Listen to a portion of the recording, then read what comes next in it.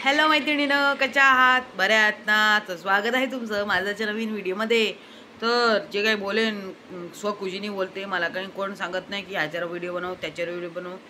आणि मी माझं काय असेल ते काल्पनिक असू शकतं, किंवा मी कुठे काही व्हिडिओ बघते त्याच्यावर असू शकतं, किंवा माझ्या दादावर रिलेटेड असू शकतं, कोणासुद्धा रिलेटेड असू शकतं. आणि जर ज्याला जळलं असेल तर ते काही क्रीम बीम आहे ते लावून घ्या.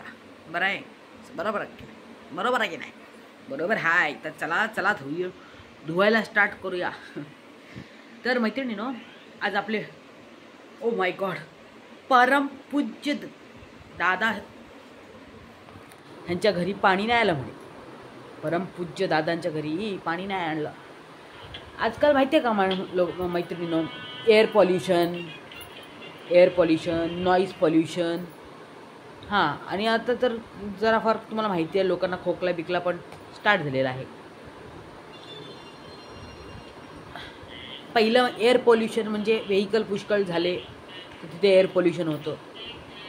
व्हॉइस पॉल्युशन म्हणजे जोर आरडाओरड केले, DJ लावलं तर ते व्हॉइस पॉल्युशन होतं. आता वॉटर पॉल्युशन हे सीधा आपले दादा त्यांच्या व्हिडिओमध्ये लोकांना मार्गदर्शन करत आहेत. तर तुमच्या घरात पाणी नाही आहे तर नदीवर जाऊन कपडे धुवून या. बरोबर आहे की नाही माहिती? त्या नदीमध्ये काही लोकांना म्हणजे इलेक्ट्रिकचं बिल पेमेंट करायचं नसतं, म्हणजे कष्ट असतं, तर ते लोक नदीमधून पाणी भरून जातात घरी पिण्यासाठी. मग तेच गाळून बिळून ठेवतात. मग इथे जाऊन आपले परमपूज्य दादा जे आहेत कपडे धुवायला ते सर्फ एक्सेल घेऊन चाललाय. आता सर्फ एक्सेलचा प्रश्न नाही आहे, पण जर तू एवढा मोठा यूट्यूबर आहे आणि तुझ्याकडे तुला पैशाचा प्रॉब्लेम नाही, एवढं तुझं प्रॉपर्टी आहे, तर तू एक धोबीला म्हणजे धोबीबरोबर तू कॉन्ट्रॅक्ट करून ठेवू नाही शकत का? धोबी लोकांकडे त्यांचं स्वतःचं एक जागा असते जिथे पाणी साठवलेलं असतं, तिथे ते कपडे धुतात, सुकवतात. तू एक साईडने तर चांगलं दाखवतोय लोकांना की बघा मी असं करतोय, मी पुण्याचं काम करतोय, मी फायदा नाही घेत. पहिलं मी सांगते, 125 रुपयाचा पापलेट येतच नाही बरं का. कुठल्या गावात जावा मैत्रिणींनो, 125 रुपयाचा पापलेट भेटणार नाही म्हणजे नाही. आणि म्हणतो एवढा मोठा 125 रुपयाचा पापलेट असं बोलतो आपला दादा. मला एवढं सांगायचं आहे, 125 रुपयाचा पापलेट भेटत नाही.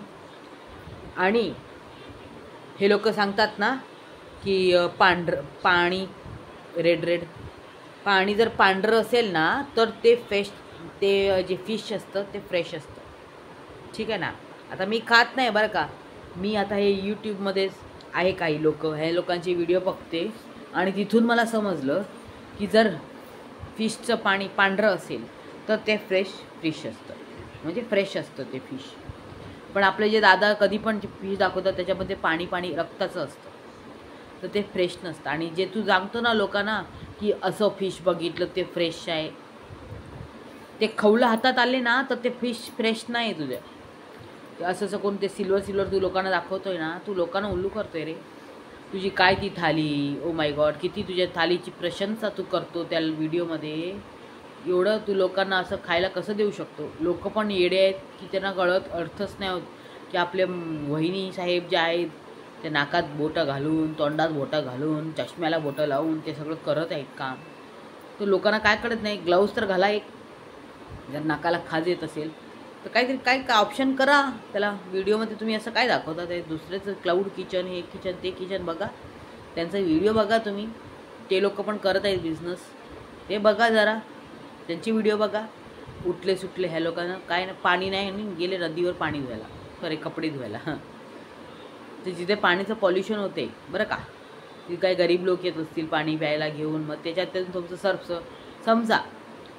समजा आता तर तुम्हाला माहिती आहे, मी त्या डिजीजचं नाव नाही घेणार आहे, कारण नको ते. आपण पॉझिटिव्ह राहायला पाहिजे. बाकीचे आहेत लोक कर्मा करणारे, त्यांना बरोबर होईल, कर्मा भेटेल. तर मला एवढंच सांगायचं आहे की आता नवीन डिझीजेस मार्केटमध्ये आलेली आहेत.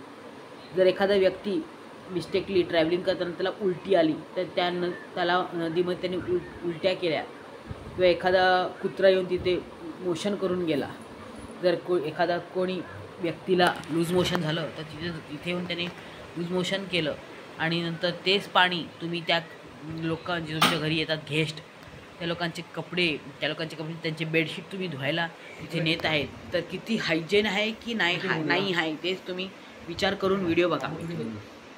बाकीचं काय नाही मैत्रिणींनो. व्हिडिओ आवडल्यास नक्की लाईक शेअर कमेंट करा.